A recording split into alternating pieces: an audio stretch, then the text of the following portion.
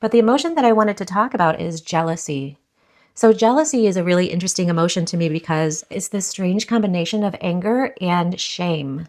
And I think it's largely because of the shame component that it's so hard to sit with, because it's said that shame is one of the most difficult, if not the most difficult emotion to sit with in the body. The minute that we feel it, we'll want to bypass it and replace it with something else. Is meant for us. It's usually some sort of. When I feel jealousy arise in my body, I like to think of it as this internal radar system that has kicked in and that's alerted me to a direction that I know I'm meant to go toward. What you're jealous of wouldn't bother you at all if it didn't pertain to something that's actually quite important to you. It's the important to you part that we're supposed to really hone in on. But so because jealousy is so uncomfortable to sit with, and a lot of times what we end up doing is bypassing it, what that effectively does is lock that energetic frequency in our energy body. It locks it in.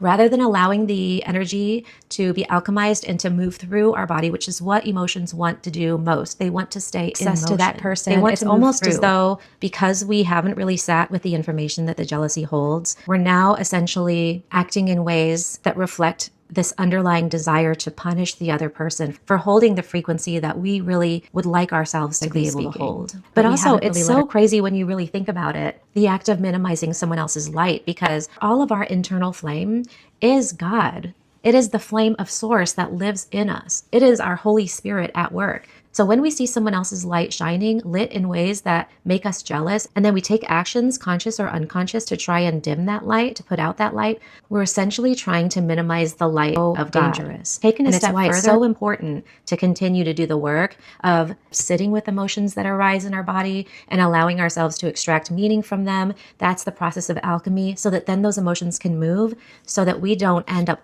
creating a permanent home for vibrational frequencies that don't really belong in our energy body, that will actually end up sabotaging our ability to align with the frequency that our radar originally brought our attention to begin with. The whole process is very counterproductive, part of that process. But also, I'm not at all trying to come at this from a place of superiority. I have jealousy too. I also don't like to sit with jealousy. I have my own work to do, just like we all do. I think that fact in and of itself is a little bit of why it's been on my mind. These are things that I struggle with. And so please know, we are all on this human journey together. We're all learning together all the time, and we're learning from each other all the time. From the depths of my heart, I want to see more and more people lit up from the inside, really aligned with their truest calling, their truest passion, because we need it, because that's what's going to heal our world, our planet, our global human community.